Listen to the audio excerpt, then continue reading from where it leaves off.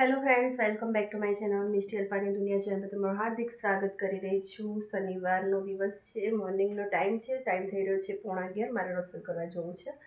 નહીં ધોઈને રેડી થઈ ગઈ છું અને ચૈતર મહિનાની નવરાત્રિ ચાલી રહી છે. આજે બીજું નોરતું છે. સો ફ્રેન્ડ્સ, તમારી સાથે આગળ શેર કરવાની છું ઘણી બધી વાતો, તો મને રહેજો મારા વિડીયોની અંદર.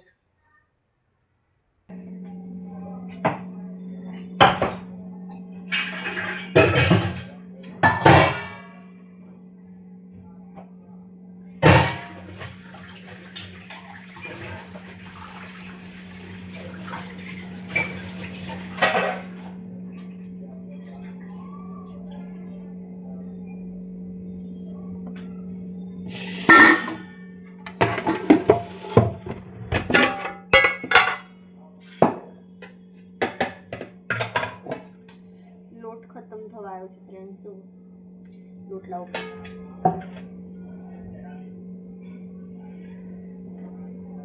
થોડુંક જ લોટ પાણી.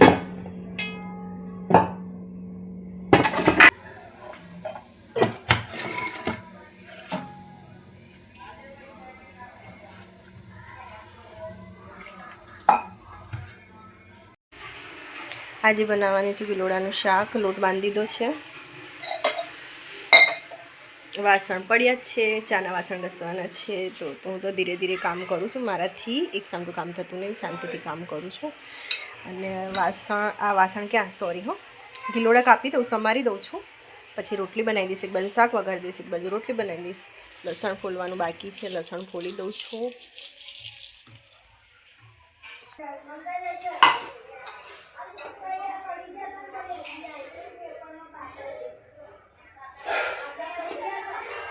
ફટાફટ ગિલોડા સમારી દઉં છું, સબ્જી વઘારી દઈશ, ફટાફટ રસોઈ થઈ જશે. મને રસોઈ કરતાં અડધો કલાક લાગે, એટલે 10-15 મિનિટ લાગે, વધુ ના લાગે.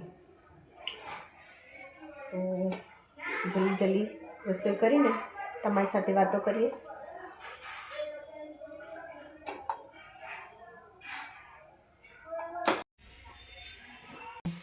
એક બાજુ શાકની તૈયારી, સબ્જી વઘારવાની તૈયારી કરી દઉં છું. એક બાજુ કુકરની અંદર પોપકોર્ન બનાવું છું.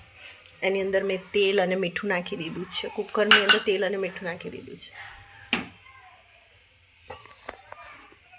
તેલ ગરમ થાય ને એટલે હું આ મકાઈ નાખી દઈશ.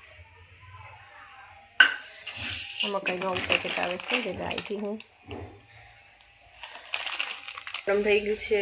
હવે આને નાખી દઈશું. અને આ કુકરનું ઢાંકણ છે ને, આપણે ઊંધું ઢાંકી દઈશું. હવે પોપકોર્ન ફૂટશે. એક બાજુ અહીંયા તેલ નાખીને સબ્જી વઘારી દઈશું.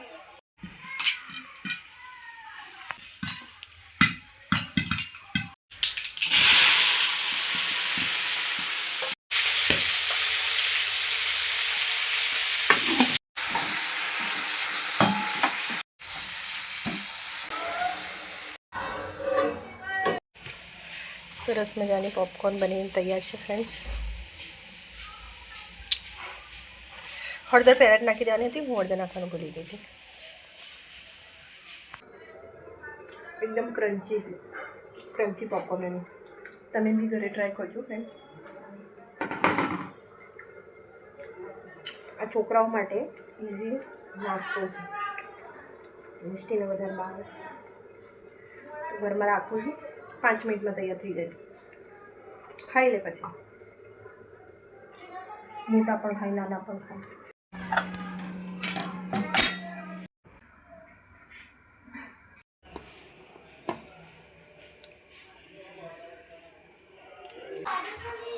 જલ્દી ઘરમાં આય.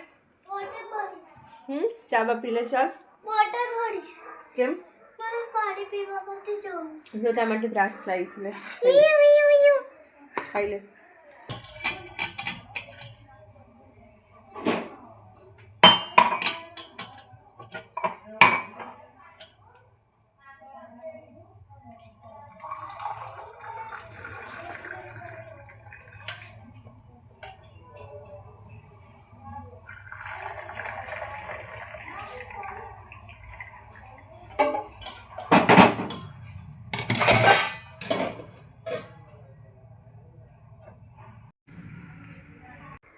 સો ફ્રેન્ડ્સ, આજનો વ્લોગ અહીં સમાપ્ત કરું છું ચાની સાથે.